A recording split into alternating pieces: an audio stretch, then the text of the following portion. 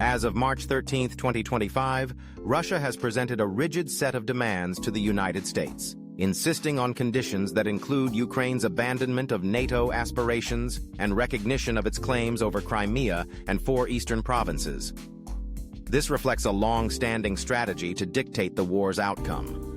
The U.S. proposes a 30-day ceasefire, but skepticism remains about whether Moscow will compromise.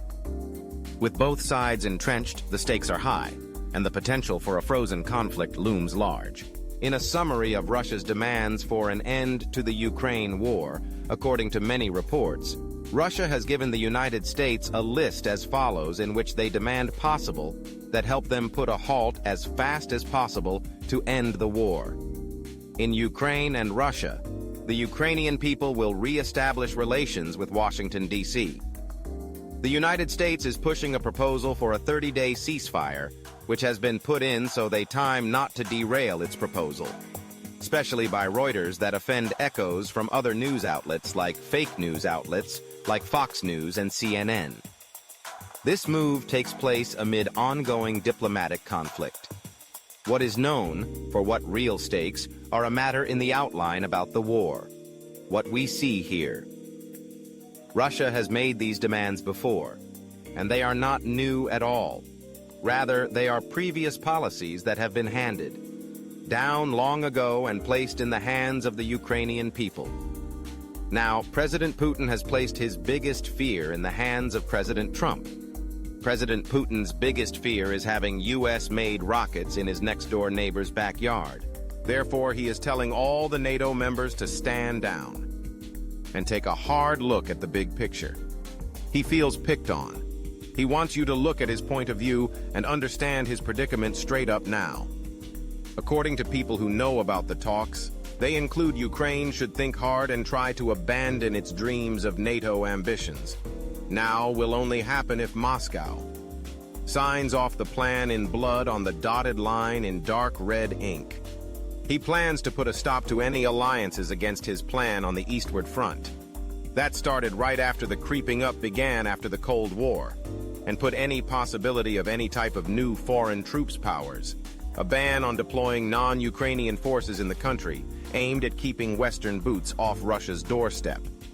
Only one caveat: if the United States gets a mineral rights deal for the use of the land inside Ukraine. This will guarantee that there will be no more Russian troops inside Ukraine.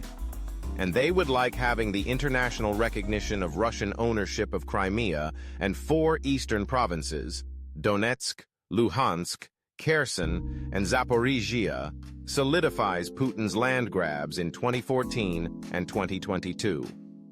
These terms have been floating around since at least 2021, when Russia massed troops on Ukraine's border, demanding NATO roll back.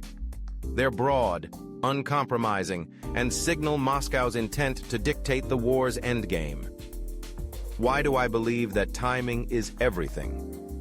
This list was removed shortly after the U.S.-Ukraine talks in Jeddah proposed a truce, and just as the Trump administration froze USAID funding, January 2025.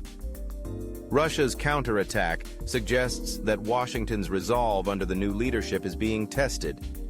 Talks. Russian and U.S. officials have been hashing this out for 3 weeks, face-to-face and virtual, per Reuters. According to Secretary of State Marco Rubio, if they say no, it will make their intentions clear. Ukraine's ceasefire offer should be presented directly to Moscow. Battleground. Russia's retaking of Sudzha in Kursk in March 2025 demonstrates that it is not only talking, but also moving forward. Putin's visit to the military headquarters shows how much he values leverage. Ukraine's position: to develop a peace plan, Kyiv agreed to a 30-day ceasefire. However, President Zelensky demands security guarantees and has historically opposed ceding territory. That and Russia's demands clash head-on. U.S. dilemma. While analysts like Angela Stent, Brookings, see no indication that Russia will budge, Trump's team wants a quick victory because ending the war will boost his strong guy image. These demands, according to AEI's Corey Shakey, are a playbook redux from 1945, implying broader European control. Trust gap. Even if a deal's struck, can Putin be trusted? Biden's efforts in 2021 and 2022, among others, were unsuccessful, and the invasion continued. Connecting to your interests. Stopping wars. Your 101 for peace vision of equity and law could be undermined by Russia's demands, which could end resource wars, like over the riches in eastern Ukraine. Great Reset. The WEF's equity push contrasts with Russia's territorial play. Sustainability out the window if conflict festers. In anticipation of details regarding the U.S. ceasefire pitch, the Kremlin is acting coy.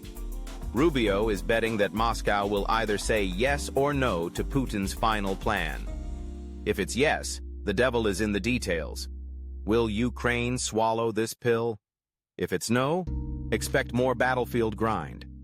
There is currently no public list or money trail of the FEC's kind, but keep an eye on X and congressional investigations for updates. Would you prefer a deal or a deadlock? If you're interested, I can investigate any aspect further. According to a report, Russia has provided the United States with a list of requirements that must be satisfied before the war in Ukraine can be declared over.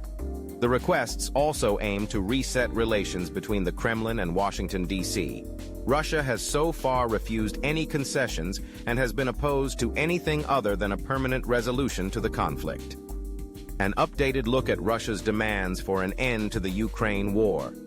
As of March 13, 2025, Russia has indeed presented the United States with a list of demands to end its war in Ukraine and reset relations with Washington, according to a Reuters report and other sources. Moscow's latest attempt to dictate terms amid shifting U.S. leadership and battlefield dynamics is reflected in this development, which occurred over 3 weeks of in-person and virtual discussions. Based on what is known and what is still happening, here is a breakdown of what is taking place. Stopping wars. Russia's demands put power ahead of equity, risking a frozen conflict rather than true peace, and are at odds with your 101 for peace vision. Great Reset. If the conflict in resource-rich Ukraine continues, the WEF's sustainability goals will be put on hold, although equity talks may coincide with lessening tensions. What's unknown? Full list.